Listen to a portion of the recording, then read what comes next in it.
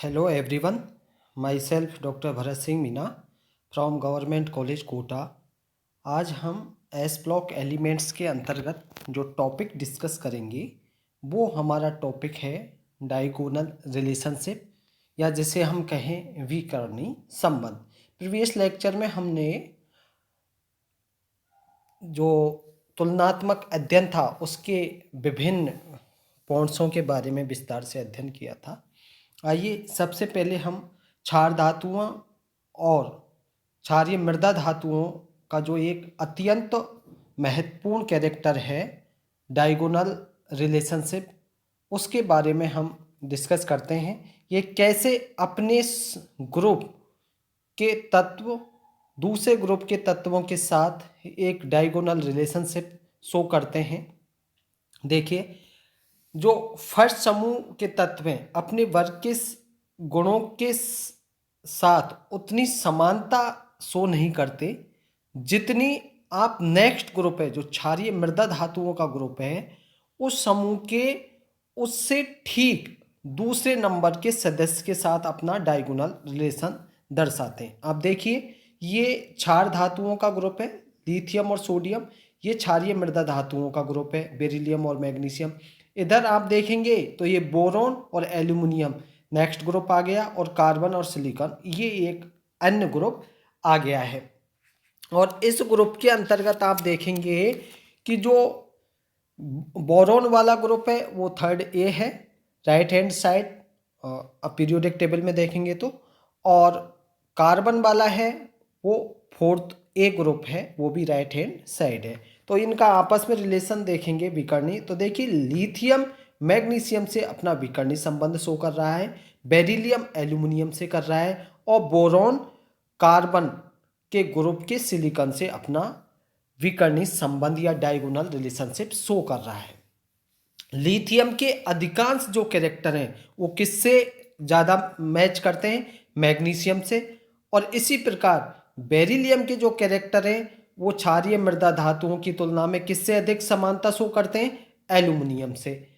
अब लिथियम की मैग्नीशियम के साथ समानता के कौन कौन से गुण हैं जिनके आधार पर हम ये कहते हैं कि लिथियम मैग्नीशियम के साथ समानता रखता है? तो देखिए, जिस प्रकार आपका मैग्नीशियम की भांति जैसे मैग्नीशियम होता है उसी की भांति लिथियम भी एक कठोर उच्च गलनांक और क्वथनांक वाला धातु है, जबकि अन्य क्षार धातु अत्यंत मुलायम कम गलनांक और कम क्वथनांक वाले धातु होते हैं। जो क्षार धातुओं के ग्रुप में लिथियम को छोड़ के अन्य जितनी भी धातुएं हैं वो सॉफ्ट भी हैं और उनके मेल्टिंग एंड बॉइलिंग पॉइंट कम होते हैं, जबकि मैग्नीशियम और लिथियम के melting and boiling point and उसकी हार्डनेस बराबर होती है, समान होती है। दूसरा समानता का जो कैरेक्टर है वो है छोटे धनायन के कारण इनके सहसंयोजकों में इनके जो यौगिक होते हैं उनमें कोवेलेंट कैरेक्टर अधिक होते हैं, जबकि अन्य क्षार धातुएं आप देखेंगे लिथियम के अलावा तो उनके जो यौगिक होंगे वो आयनिक प्रकृति के होंगे।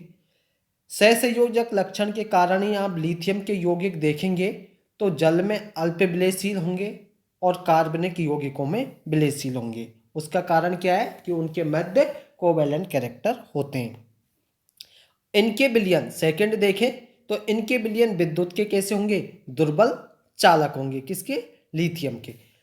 इसी प्रकार से लिथियम हाइड्रोक्साइड LiOH के दुर्बल क्षारीय प्रकृति के कारण केवल LiCl ही जल में अपघटित होता है और अन्य क्षार धातुएं के जो क्लोराइड हैं वो जल में अपघटित नहीं होते हैं। फोर्थ देखिए कि मैग्नीशियम की भांति लिथियम वायु में जलकर क्या बनाता है? केवल मोनोऑक्साइड बनाता है, जबकि अन्य क्षार धातुएं परऑक्साइड और सुपर ऑक्साइड बनाते हैं। तो लिथियम मैग्नीशियम के साथ समानता शो कर रहा है। इसी प्रकार से मैग्नीशियम की भांति यह कार्बन के साथ संयोग करके धात्विक कार्बाइड बनाता है, जबकि अन्य क्षार धातुओं में ये धात्विक कार्बाइड बनाने का गुण नहीं होता है। मैग्नीशियम की भांति यह नाइट्रोजन के साथ क्रिया करके नाइट्राइट बनाता है, यह गुण भी अन्य क्षार धातुओं में नहीं होता। तो हम ये कहते हैं कि मैग्नीशियम और लिथियम में समानता है। इसी प्रकार से लिथियम के हाइड्रोक्साइड देखें, कार्बोनेट देखें, नाइट्रेट देखें, ये सब गर्म करने पर विघटित होकर क्या बनाएंगे, लिथियम ऑक्साइड देंगे। जबकि अन्य क्षार धातुओं केवल नाइट्रेट ही विघटित होते हैं और वो भी विघटित होकर क्या बनाते हैं, नाइट्राइट बनाते हैं। लिथियम और मैग्नीशियम की भांति वो ऑक्साइड नहीं बनाते। तो यहाँ पर भी लिथियम की मैग्नीशियम के साथ समानता है। इसी प्रकार से आपका जो दूसरा डायगोनल रिलेशन है बेरिलियम का एल्यूमिनियम के साथ, उसकी समानता भी आप देख सकते हैं किन किन गुणों में वो समानता रखता है। देखिए, एल्यूमिनियम की भांति बेरिलियम धातु पर भी ऑक्साइड की एक रक्षित परत होने के कारण इन पर अम्लों का कोई प्रभाव नहीं पड़ता है। तो यहाँ भी इसकी समानता हुई बेरिलियम की एल्यूमिनियम के साथ। सेकंड है कि जिस प्रकार एल्यूमिनियम क्षारों में धुलकर क्या क्या बनाएगा, घुलकर क्या बनाता है, ये जो एल्यूमिनियम है वो क्षारों में घुलकर क्या बनाएगा, संकुल आयन बनाएगा। किस प्रकार से, AlOH4 माइनस बनाता है, उसी प्रकार से बेरिलियम भी क्षारों में घुलकर संकुल आयन बनाएगा। कौन सा, BOH का होल 2s4 माइनस। थर्ड जो गुण है जिसमें ये दोनों आपस में एक दूसरे समानता रखते हैं बेरिलियम और एल्यूमिनियम, वो है कि दोनों के ऑक्साइड, बेरिलियम का बेरिलियम ऑक्साइड और एल्यूमिनियम का एल्यूमिनियम ऑक्साइड Al2O3 के रूप में कैसे होंगे, कठोर हैं, एबिले हैं, उच्च गलनांक वाले ठोस होते हैं।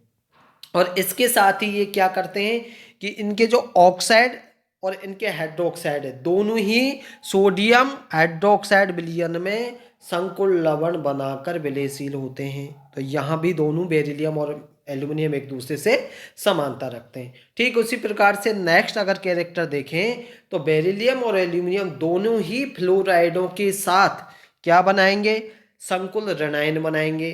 किस रूप में, बेरिलियम तो बनाएगा BeF4 माइनस और एल्यूमिनियम बनाएगा AlF6 3 के रूप में बनाते हैं। नेक्स्ट जो कैरेक्टर दोनों का समानता शो करता है वो है दोनों के क्लोराइड, बेरिलियम क्लोराइड और एल्यूमिनियम क्लोराइड कैसे हैं, सहसंयोजक यौगिक हैं जो कार्बनिक विलायकों में विलयशील हैं और किसकी भांति व्यवहार करते हैं, तीव्र लुईस अम्ल की भांति व्यवहार करते हैं। और इन दोनों की ही स्ट्रक्चर आप देखेंगे तो सेतु युक्त बहुलकीय होती है। नेक्स्ट इनका समानता का गुण देखें, धनायन के छोटे आकार के कारण एल्यूमिनियम की भांति इसके यौगिकों में सहसंयोजक लक्षण अधिक होते हैं, जबकि अन्य क्षारीय मृदा धातुओं के यौगिकों में कौन से गुण अधिक होंगे, आयनिक गुण होंगे, लेकिन एल्यूमिनियम में सहसंयोजक हैं। इसी प्रकार से बेरिलियम और एल्यूमिनियम के यौगिक कम गलनांक वाले कार्बनिक यौगिकों में विलयशील होते हैं। नेक्स्ट पॉइंट है, क्षारीय मृदा धातुओं व कार्बन के संयोग से MC2 प्रकार के कार्बाइड बनते हैं जो जल के साथ क्रिया करके क्या बनाएंगे, एसिटिलीन बनाते हैं। जबकि बेरिलियम के कार्बाइड का आप सूत्र देखेंगे तो क्या होगा, Be2C होता है जो जल के साथ क्रिया करके क्या बनाएगा, Al4C3 की भांति मेथेन मुक्त करेगा। एल्यूमिनियम की भांति बेरिलियम भी कोई परऑक्साइड नहीं बनाता है, जबकि अन्य क्षारीय मृदा धातुएं परऑक्साइड बनाती हैं। इनके विकर्ण संबंधों का दूसरा अगर कारण है, दूसरा कारण क्या है, इनके मिलते जुलती विद्युत ऋणात्मकता के मान। आप देखें लिथियम की कितनी है, 1.0 और मैग्नीशियम के 1.2। इसी प्रकार से बेरिलियम की जो विद्युत ऋणता है 1.5 और एल्यूमिनियम की 1.5, सेम बिल्कुल। और इसी प्रकार से बोरॉन और सिलिकॉन की देखें, बोरॉन की 2.0 और सिलिकॉन की 1.8, लगभग बराबर है। तो ये भी एक समानता का कारण है इनकी विकर्ण संबंधों का। हालांकि आप देखेंगे कि विद्युत ऋणता के मान स्वयं भी परमाणविक व आयनिक आकार पर निर्भर करते हैं। और अब अपन जो टॉपिक डिस्कस करेंगे, ये तो अपनी बात हुई क्षार और क्षारीय मृदा धातुओं के विकर्ण संबंधों की। अब हम नेक्स्ट टॉपिक डिस्कस करते हैं, वो है हमारा solution of S block elements in liquid ammonia, जिसे हम कहें एस ब्लॉक तत्वों के द्रव अमोनिया में विलयन। जैसा कि आप जानते हैं कि समस्त एस ब्लॉक तत्व द्रव अमोनिया में घुलकर कैसा विलयन बनाएंगे, रंगीन विलयन बनाएंगे। और क्षार धातुओं का द्रव अमोनिया में विलयन कैसे कलर का होगा? गहरे नीले रंग का होता है। जबकि 3m से अधिक सांद्रता होने पर उसका रंग कैसा हो जाएगा? तांबे कांसे जैसा हो जाएगा। क्षारीय मृदा धातुओं का भी द्रव अमोनिया में तनु विलयन कौन से कलर का होगा? चमकीले नीले रंग का होता है। जबकि सांद्र अवस्था में धातु परमाणु के झुंडों के कारण जो इसका रंग होगा वो होगा कांसे जैसा। अब हम दोनों कौन कौन सी, क्षार धातु और क्षारीय मृदा धातुओं की द्रव अमोनिया में विलायक योजित इलेक्ट्रॉन मुक्त करते हैं, दोनों ही, जिनके कारण इनके विलयन कैसे होंगे? रंगीन होते हैं, कलर युक्त होते हैं। तो अब आप देखें कि क्षार धातुओं के विलयन में शुद्ध अवस्था में अमोनिया को वाष्पीकृत करें तो मुक्त धातु को प्राप्त किया जा सकता है। लेकिन यदि उनमें किसी ट्रांजिशन एलिमेंट जैसे आयरन की अशुद्धि हुई तो वह किसकी भांति व्यवहार करेगा? उत्प्रेरक की भांति व्यवहार करेगा। और उसकी उपस्थिति में क्षार धातु द्रव अमोनिया से क्रिया करके क्या बना लेंगे? धात्विक एमाइड बना लेंगे। और क्या मुक्त करेंगे? हाइड्रोजन मुक्त करेंगे। देखिए ये धातु NH2 और ये MnH2 और H2 को मुक्त कर दिया है। इसके विपरीत अगर आप देखें क्षारीय मृदा धातुओं को, तो क्षारीय मृदा धातुओं का यदि वाष्पीकरण कराया जाए तो MnH3 का होल 6 प्रकार के कॉम्प्लेक्स बनेंगे जो धीरे धीरे विघटित होकर क्या बना लेंगे? एमाइड बना लेते हैं। देखिए ये आपका NH3 का होल 6 और NH2 में विघटित हुआ, NH3 में प्लस H2 में। और मुक्त इलेक्ट्रॉनों के कारण ये विलयन किसी भी लवण विलयन की तुलना में विद्युत का चालन अधिक सुगमता से करते हैं। इनकी चालकता शुद्ध धातुओं की चालकता के बिल्कुल समान होती है। और ये विलयन प्रबल अपचायक की भांति व्यवहार करते हैं, ध्यान रखें। और वर्ग 4th 5th और 6th के एलिमेंट हैं कई संकुल यौगिकों का, तो यहां तक है कि वो एरोमेटिक वलय तक को ये विलयन अपचयित कर देते हैं। अब बात करते हैं हम हाइड्राइडों के प्रमुख लक्षण। जो साइलेंट फीचर्स ऑफ हाइड्राइड है वो कौन कौन से हैं? हाइड्रोजन लगभग सभी धात्विक और अधात्विक तत्वों के साथ या तो सीधे या इनडायरेक्ट रूप से संयोग करके क्या बनाते हैं? द्विअंगी यौगिक बनाएंगे।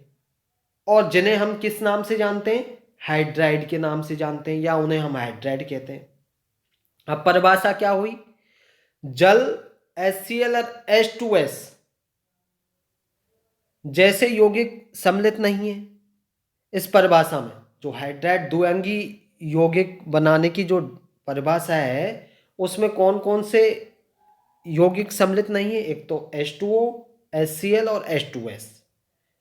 अब बंध के प्रकार और गुणों के आधार पर हाइड्राइडों को कितने वर्गों में बांटा गया है? 4 वर्गों में। कौन कौन से? एक तो है लवण तुल्य, जिसे सैलाइन और साल्ट लाइक हाइड्राइड कहते हैं। दूसरा है आपका वाष्पशील व सहसंयोजक हाइड्राइड। तीसरा है आपका बहुलकीय हाइड्राइड। और चौथा व अंतिम है धात्विक हाइड्राइड।